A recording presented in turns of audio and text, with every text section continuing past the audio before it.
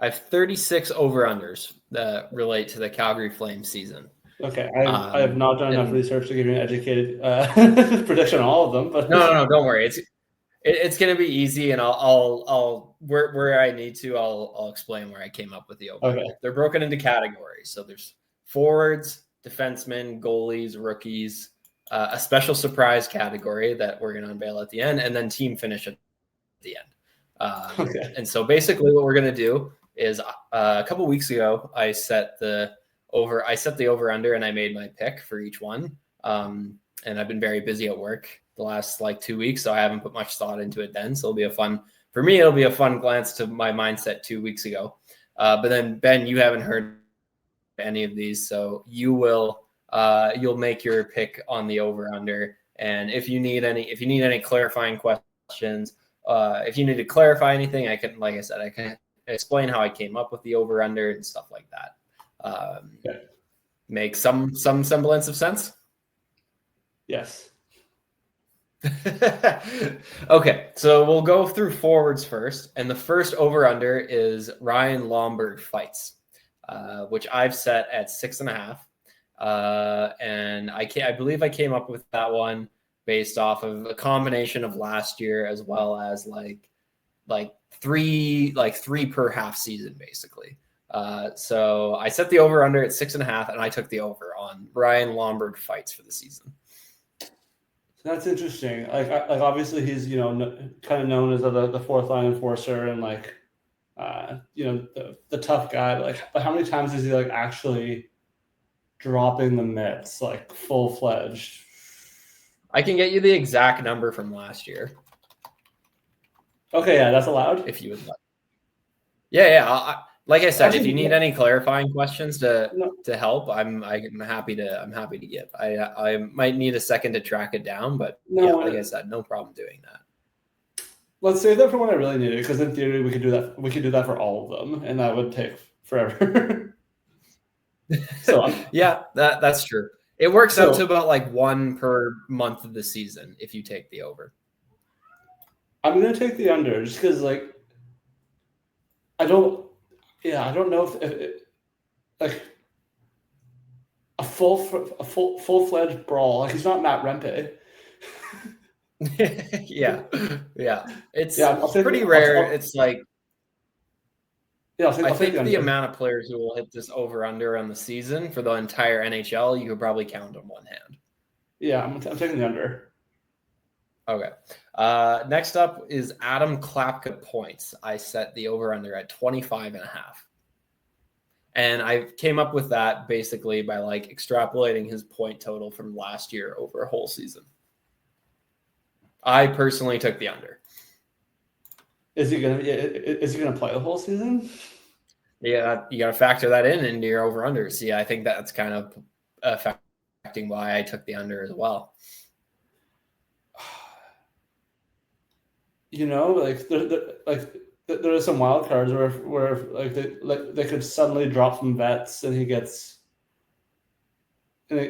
suddenly get more big league time. But I'm taking the under. Yeah, I also think that if there are injuries in the top 9, I think the Flames now have enough wingers on the Wranglers with high enough upside that I'd rather see them in those roles than Adam Klapka. I know there's a lot of kind of promise around Adam Klapka after he finished last season, but to me, he reminds me a lot of Walker Dewar. He was a fourth liner who scored a couple extra goals and had some physical tools, but I don't really see a whole lot of ceiling there, even despite what he contributed last year. Yeah. Okay, Martin Pospisil, 27.5 points over under. And I came up with this by basically taking 2 seasons ago, extrapolating his point total over 82 because he didn't start the year with the team, and then doing the same thing for last year. I think it was he played virtually the entire season last year. So, and then the midpoint between those two became the over under of 27.5, and I took the under. I'll take the over. You're going to take the over on Martin Pospisil? Yeah. All right. Michael Backlund, 36.5 points. I took the under. That was that was your most confident one yet. Do you care to elaborate on why you are so confident in that under? He brings a lot to the table. He was on pace for 35 points last year, and he got 39 the year before that. Yeah, and he's not improving. Like sure, like his point total could go up, but he's not like getting better. I also took the under. Joel Farabee. This is an interesting one because again, using the past 2 years to set the high and the low, and then having the over under come in as the midpoint. 2 very different years. 2 years ago, 50 points. Last year, essentially had 25 points.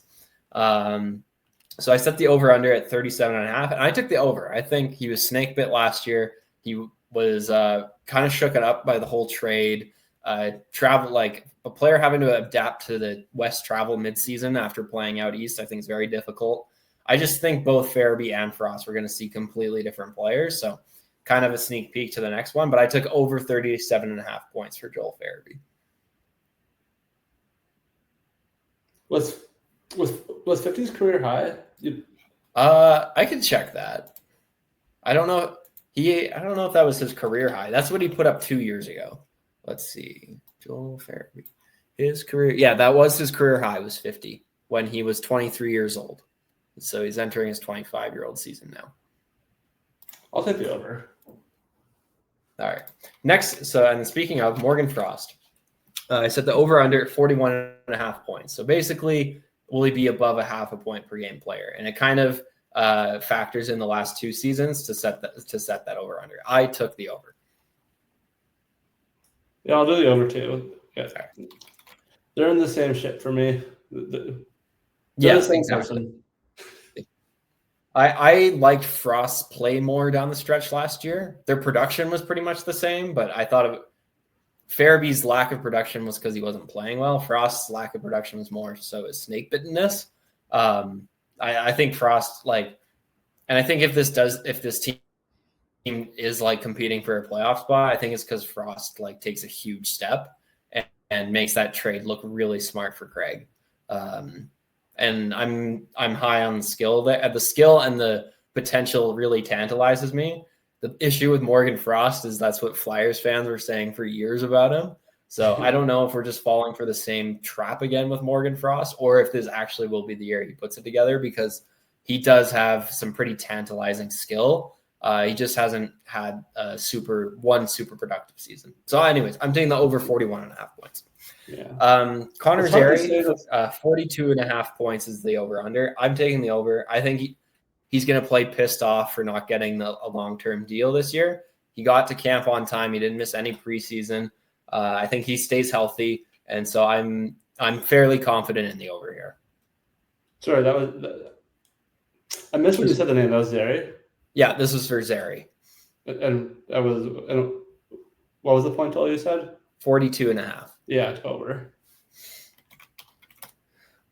You were pretty confident in that too. Yeah, I mean, he got his knee all bent backwards last year and messing up, but he's just so talented. Yeah. Okay. Next up, Yegor Sharangovich. I set the over under at 47.5. I personally took the over just because this is Sharangovich's career arc is up, down, up, down, up, down. Last year was a down, and so that's my whole thinking on this one is this will be an up. So I'm taking over 47.5 points.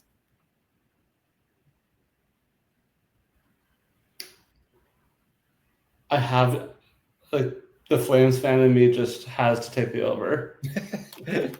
Is that because you think he's critical to success? Yes, and just looking at 2 years ago, you're like, no, bring that back. Yes.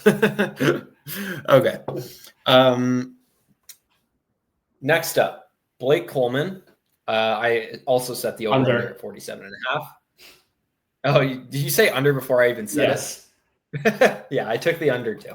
And this is going to be a common theme with the last, not the next guy, but the last couple forwards. It's just like the Flames' most utilized forwards last year, the top 4 were all guys in their 30s. And guys in their 30s generally get worse. They don't get better. So using the way I've set up these lines, it's kind of like you'd get plus odds for taking the over if this was a sports book. But it's also the reason I set the line there was to illustrate a point that a lot of this team's most relied upon forwards last year are like not even close to, but clearly in the back 9 of the career. But anyways, that will become salient after this next guy.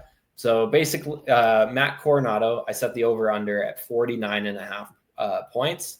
And that's basically just extrapolating his point total from last year over the entire year. I took the under just because, not because I'm down on the player, but just because I feel like kind of everything went right for him last year. Not that he was lucky, like he played well. He earned the points that he did get. I just think there might just be some road bumps over his second career NHL season because we've seen that so many times with kind of players like him who are very good players, but kind of support pieces, not like top like stars that you necessarily build around. So I'm gonna take the under.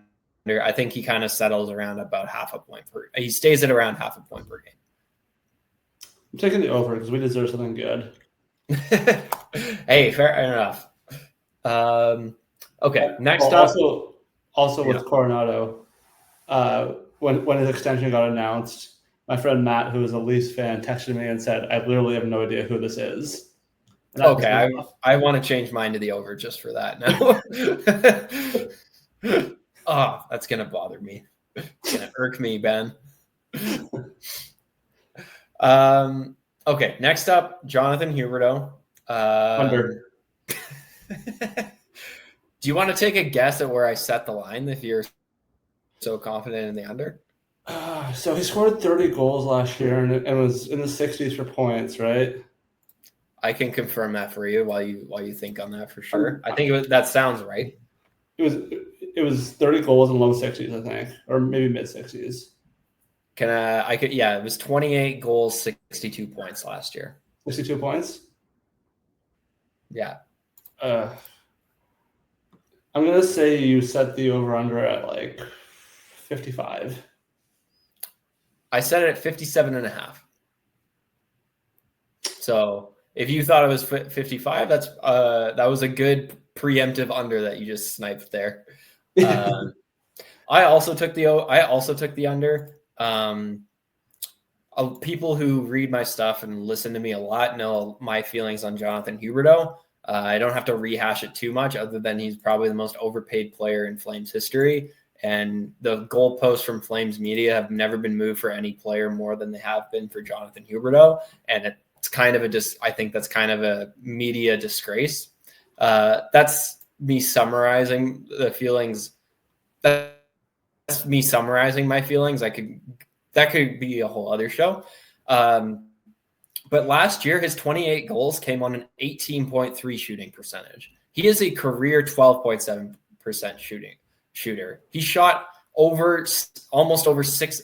He shot over 5.5% better than his career average. That is over a game where you get 30 shots. That's 5 extra goals That's a game where you get 30 shots. That's an entire extra goal going in every single night for a team.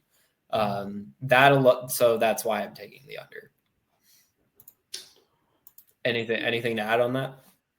Yeah, I mean, just last year, like all we heard was how well the year had gone, and it was half the production of his career year. Yeah, that's another good way of putting it too. Did you know that?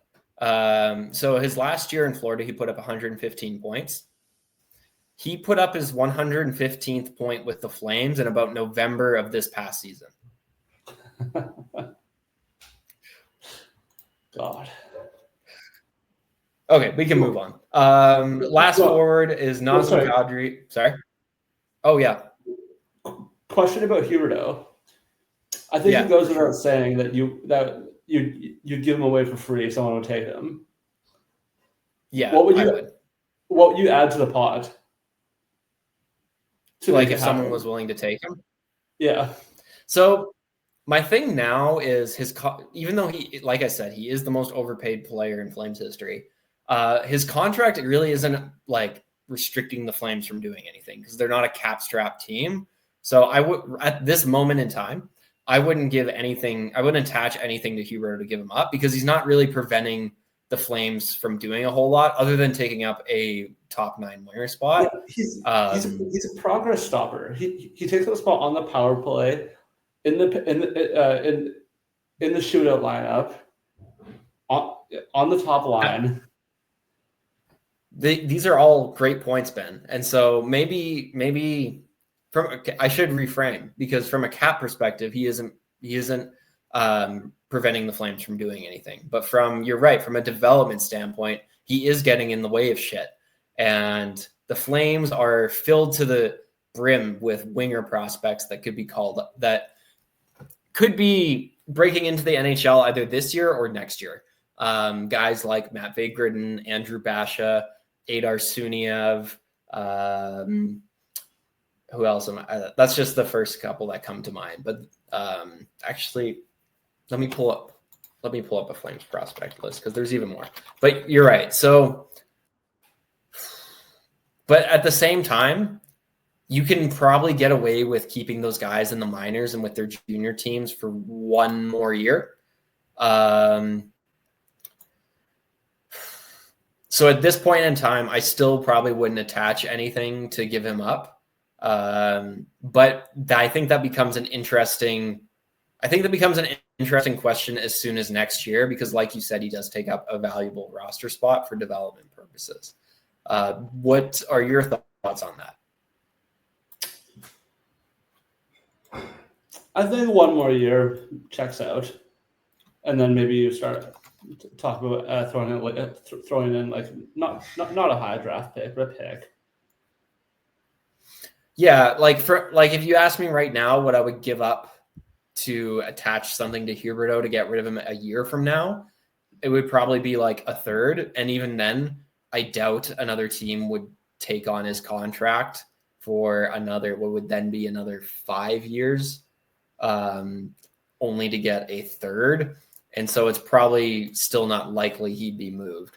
I do think if the Flames can get like 5 years through his deal, then it either becomes easier to move or a buyout becomes somewhat possible. It would still be a very restrictive buyout against the cap, but I don't know if they can make it that long with him taking up a roster spot. I think the other thing too is like we're so fixated on some other veterans to get rid of right now, like Raz, Kadri, and potentially Coleman, that he's not really in the front of mind for a lot of Flames fans and media about potentially moving on from. Once you get rid of those guys, and if you, hopefully Ben comes back. I'll just vamp for a little bit while Ben's internet connection gets sorted out.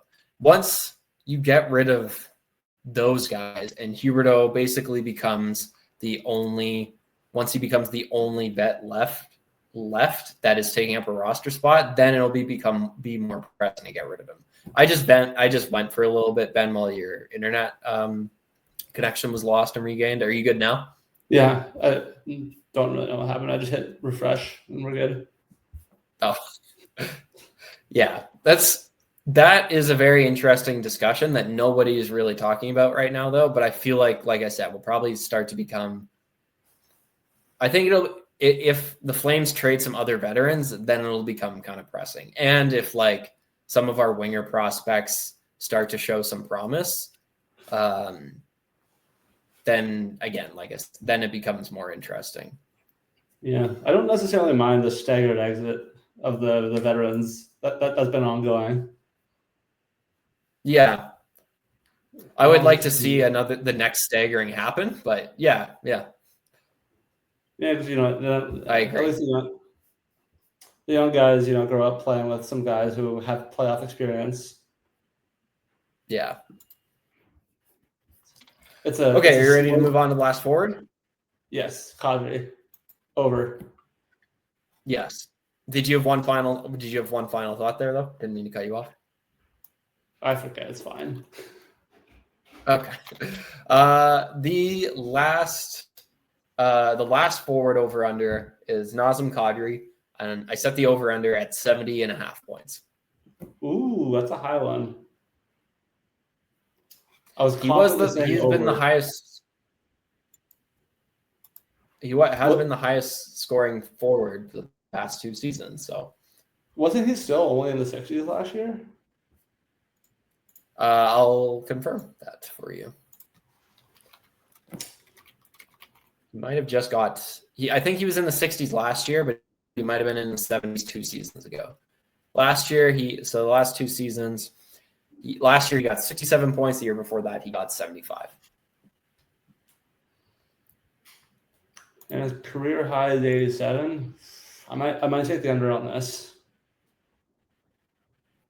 Okay, I also took the under, and again, it was just basically he's still a pretty good player, but when you are how old is he? When you're 35 in 5 days, then it's just more likely that your production declines versus increases from previous seasons. Yeah, and okay. I'll do a quick. So I was saying, all anyone talked about last year was how well he was doing. He came in under 70. So yeah, but I mean, it still led the team. Yeah, and he's paid to be a second line center. I feel that's great second line center production too. Yeah. Okay, so a quick recap. Brian Lomberg fights. I took over 6.5. Ben took under 6.5. Adam Klapka points. We both took under 25.5. Martin Pospisil points. I took under 27.5. You took over. Michael Backlund points. We both took under 36.5. Joel Farabee, we both took over 37.5. Morgan Frost, we both took over 41.5. Connor Zary, we both took over 42.5. Yegor Sharangovich, we both took over 47.5. Blake Coleman, we both took under 47.5. Matt Coronado, you took over 49.5 because of your annoying friend. I took under 49.5, and I'm regretting it because of your annoying friend. Jonathan Huberdeau, we both took under 57.5, and Nazem Kadri, we both took under 70.5. Anything you would like to change? No. Okay. Moving on to defensemen. Starting with the defenseman everybody has been talking about in Flame circles, Joel Hanley. Will he get over or under 11.5 points this season? I think over. I took the under. I think Joel Hanley had a great season last year. It was a career year for a reason. And I think I don't trust that Joel Hanley can play as well as he did the final 30 games of last year ever again in his career. I hate to say that about him because he seems like the nicest guy in the world. And he is a guy that you love rooting for on your team. But I just very questionable if he can ever do what he did last year again for any sustained stretch of period of time. I took under 11.5 points. Braden Bahal, over under 11.5 points. I'll go under on that one. I also went under. I think the Flames' bottom pair could be a bit of a rotation basis with all of their borderline NHL defensemen that they have. And so if I was more confident he'd play a full season, I'd take the over, but I'm not confident in that, so I'm taking the under. I also think if they are sellers at the trade deadline, that because he's a good analytical right-handed defenseman who's not super old, he and on a very palatable contract for this year and next, he could be a sneaky trade piece for the Flames. So I took under 11.5 points. Okay, now actually the big one. Zane Parekh, games played, over under 54.5. I hope it's the over. I also took the over, and this is largely due to the research I did a couple of weeks ago where I compared Zane against his contemporaries, or at least his best case scenario contemporaries, i.e. the best defenseman in the NHL, and what they did in his equivalent age season. And 3 of those 5 players played basically the entire NHL season that year. Quinn Hughes, Zach Werenski, and Rasmus Dahlin in their age 19-year-old year all played close to a full NHL season. Zane can't go to the AHL. He should absolutely not be going to the OHL. He's looked pretty good in preseason. I'm taking the over. You can't hope for that. What's worth hoping for in this world? Yeah. Okay. And the fine beat writers over at the Calgary Herald have him skating power play 2 and the second overtime unit. So it's got to stay. That too. I honestly think I don't mind him starting off there in October. I think by November, I would like to see him on power play 1 and the first guy over the boards in overtime. Restrict his 5-on-5 minutes and give him more of those and give him a couple extra minutes in those situations in this season, I think.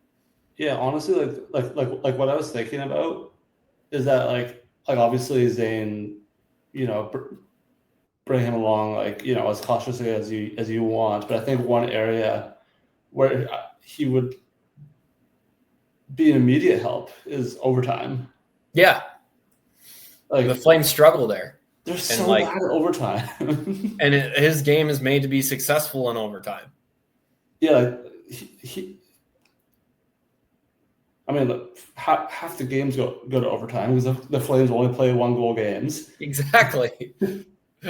And we lose so many. Okay, Zane Parekh points. I based this off of him being a quarter point player in 54 games. So it's 13.5 points. I took the over because I took over 54.5 games. And even if only he plays around 50 games, I still think he can probably hit this over. So I'm probably set the line way too low here, but I took the over. Yeah, I'll take the over because I think whenever he is in the league or in the lineup, he'll be force-fed power play minutes. Yeah. Okay. Jake Bean, over under 15.5 points. Probably under on that one. I'm taking the under for the same reason I took the Braden Pahal under. I just think Jake Bean probably won't play as many games as he did last year because Zane is here. Kevin Ball, over under 16.5 points. I think I'll still take the under on that one. I took the over. He got 22 points last year, and I think he's at the point in his career where he should be ascending. So I took the over. Okay, now the big names. Rasmus Anderson in what should be his last year as a Calgary Flame, over under 35.5 points. If he gets traded, then when we do the recap show of this in June, I'll extrapolate his Flames point total up to the appropriate number of games. So don't have to worry. I was going to say the over-under should be 35.5 games in a Flames uniform. I would take the over on that. I think they're going to hold on to him right until the deadline. Yeah, I think so as well. I think if there was already a good enough offer for him, then he would be gone already. So I think they're really banking on him driving up his own value. Yes, and I think they're also banking on the team being out of it and it being acceptable to trade him too. Or at least they're hoping for that to make their lives easier. But That's a discussion for another day. So 35.5 points, over under. I took the under. So it's going to be extrapolated, you said? Yeah, if need be. I mean, I'll take the over because, if he goes over to Vegas and goes on a tear. Fair enough. Okay, Mackenzie Weegar, over under 49.5 points. Ooh, what's a high one?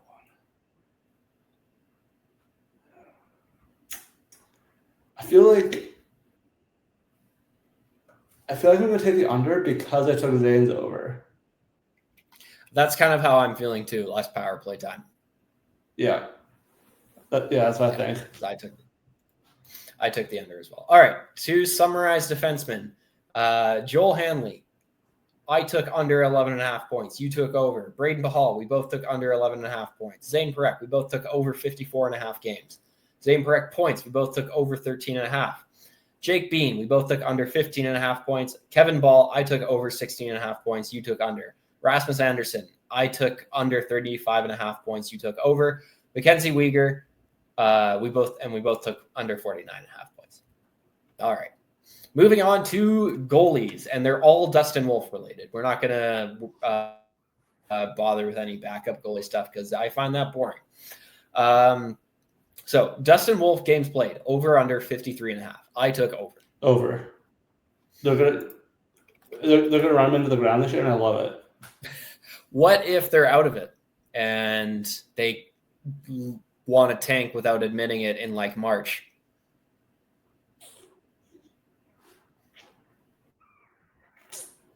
I think, like, honestly, Dustin Wolf's ceiling is a generational goalie. I think he prioritizes development. That's the thing. He could also have 30 games started by the midway part of the year, and then he only has to play half of the remaining games in the second half of the year. Yeah, I just meant like, oh, okay, like we are eliminated from the playoffs. Why would we play Dustin Wolf when we could play a backup goalie and maybe lose if we're already mathematically eliminated from the playoffs? I think that is the biggest question to the over-under for me. But I still took the over. Yeah, I'm taking the over. I hope they give him 60. I think I would be happy somewhere between 55 and 60, just because of the cumulative effects of wear and tear on a goalie. But yeah, I think that's kind of what a modern day number one goalie plays, is somewhere between 55 and 60 games. Unless you're Connor Hellebuck, he's pretty much the only exception to that rule now. But anyways, I think something to watch out for is I think the new e-bug rules are actually going to increase a starter's ability to play more games. How so? So I was reading about this, and each team can now have a traveling goalie with them. Like, that's not. Yes. And I saw an interesting quote from Ottinger, and he said that the off days when he's not playing are almost harder on his body because he has to go out and take and because the guys who are doing the morning skate getting into the game need a goalie, right? And it's always going to be the goalie who's not playing that night, so that the starter can, just do his thing, get ready. But now they can put their e-bug in there for that. Yeah, you could put the e-bug in as a punching bag while the starter gets true rest. Interesting. That'll definitely be something worth watching over the entire league this year. I don't know if we'll see an immediate uptick, but it'll definitely keep your number one guy fresher. Yeah, that's interesting. I think it's good for the league because you want your best goalies to be at their best late in the year. Yeah, it was really interesting to read. He was saying, like, goalies can't just hop on the ice the way a skater can. Like, the work it takes to get loose, get stretched. Like, it's a whole thing. Yeah, just to practice, it's like a whole endeavor. Yeah. That's interesting. Definitely something worth monitoring. Additionally, something worth monitoring is Dustin Wolf's goals saved above expected per 60. So to translate that from nerd into regular human talk, basically, environmentally adjust, like Dustin Wolf's performance in his environment, basically. And this is per Money Puck, which is a bit of a flawed shot tracking model, but the only free one that visually presents its data very well. Last year, he saved 0.224 goals, more goals above expected per start last year, which was with goalies who started at least 50 games, had him around like 13th in the league. I took the under just because that's a very impressive mark, and it would be difficult to do that 2 seasons in a row. I think he hits that over. I think he gets over that in his career at some point, for sure. And probably multiple times in his career, he probably exceeds that total. I just think this year specifically, I'm expecting a tiny bit of regression. Yeah, I'll take the under for the same reason. All right. And then over under 3.5 shutouts for Dustin Wolf. I took the over just because they will need him to. And he's going to play a little bit more. Yeah. I think he'll play more too. So. Yeah. I'll take the over on that. All right. We are in agreement on all of these. We are in agreement on all of these. Dustin Wolf will. Yeah.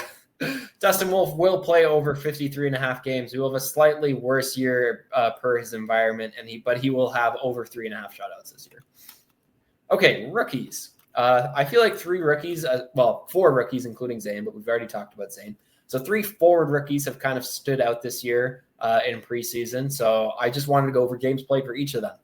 Rory Cairns, over under 54.5 games. I think he plays a lot, but I think I'll still take the under on that. I took the over for the sole reason that he's waiver eligible this year, and I think he's good enough that I don't want the Flames to risk having to lose him. They probably will put him on waivers, and then he'll probably get through because I'm always wrong on waiver stuff. But if it were me, I think he's earned enough to not be placed on waivers, start the year with this team, and play over 5/8 of the season with the Flames. So I took the over. Sam Honzek, 20.5 games. I think under just because they're plugged up. I think so too, and for the same reason.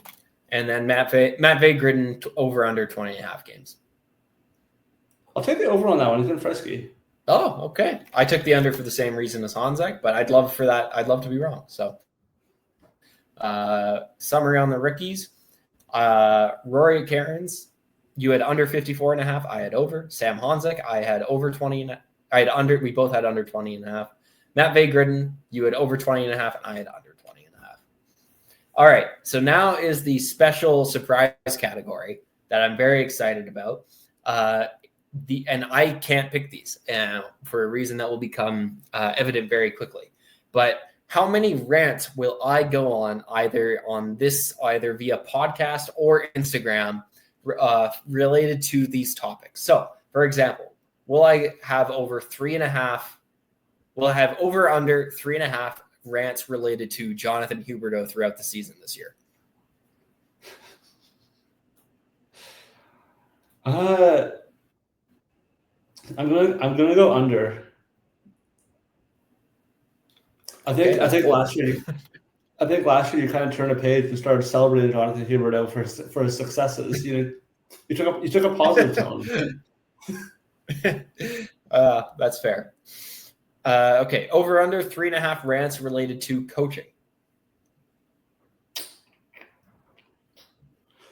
Most of your rants are management related, not coaching related. I'm going under. Yeah, I don't love Ryan Huska, but I like Ryan Huska. I feel like I don't have very many on him. So you're saying the under?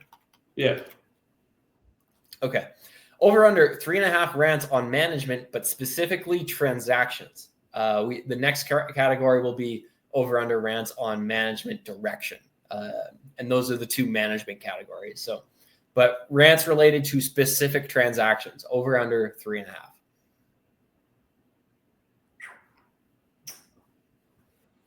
I'm going to go over because there's going to be at least one major trade this year. And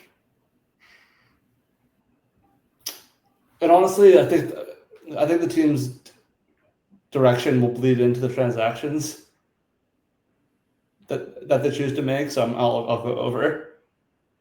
Okay. So this next one, for direction, I set the over under at rants at 9.5 because that's about 1 a month. That's low. All right, over it is. That's like one every like 3 weeks, I think. Which might be, now that I say that out loud, might be low. Over under 3.5 rants on fans that annoy me. Over. Over under 9.5 rants on Flames media.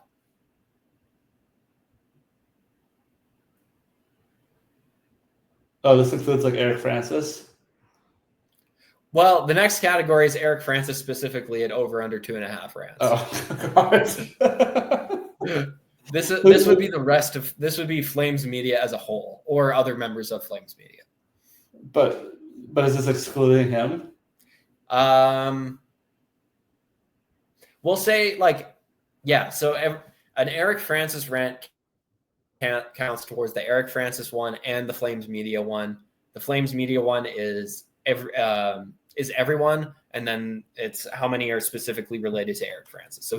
So a rant about him counts for both. Oh, in that case, I'm going over on both. All right. So to review, you think I will have under 3.5 rants about Jonathan Huberdeau, under 3.5 rants about coaching, over 3.5 rants about management transactions, over 9.5 rants about management direction, over 3.5 rants about fans that annoy me, over 9.5 rants about Flames media, over 2.5 rants about Eric Francis specifically. Yes. Okay.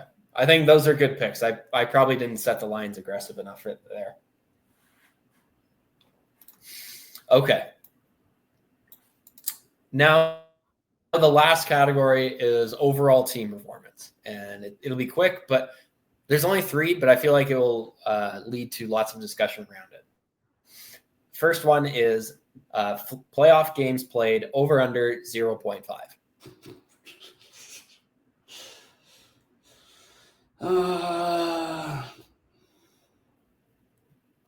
I took the under.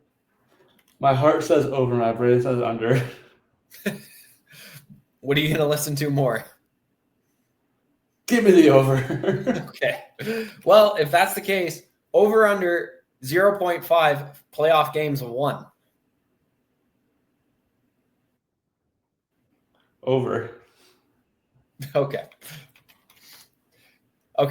And so I guess that kind of, I took the under on that. Obviously, I have to. And then the last one, which yours is already set here, but over under the Flames draft position overall being 11.5. I took the under. If they're making the playoffs, you would obviously have to be taking the over. But I think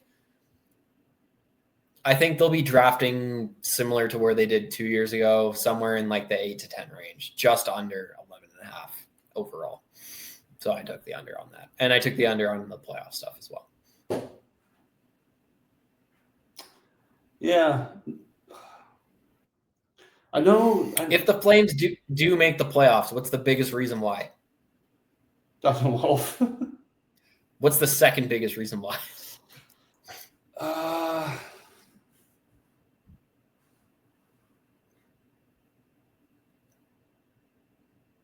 Better overtime record.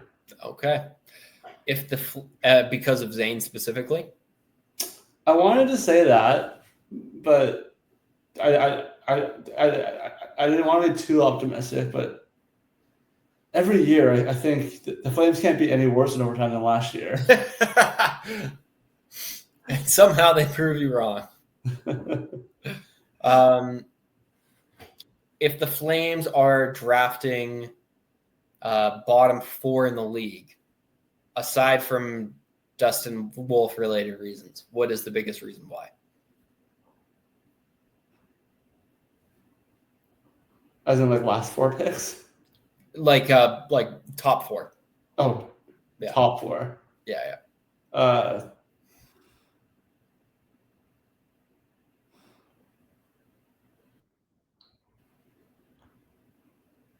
I mean, I know you don't like this answer, but I just don't think their floor is that low. I think that is their floor if absolutely everything goes wrong.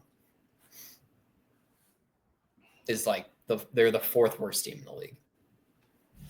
Yeah, I mean, like if basically if Wolf regresses and they continue to and they score at the pace they did last year, then they would be a bottom 4 goals for team, and they would be like a bottom 10 goals against team. Yeah, like I think the problem is that they're stacked full of legitimate NHLers who are like belong in the league but also aren't excellent.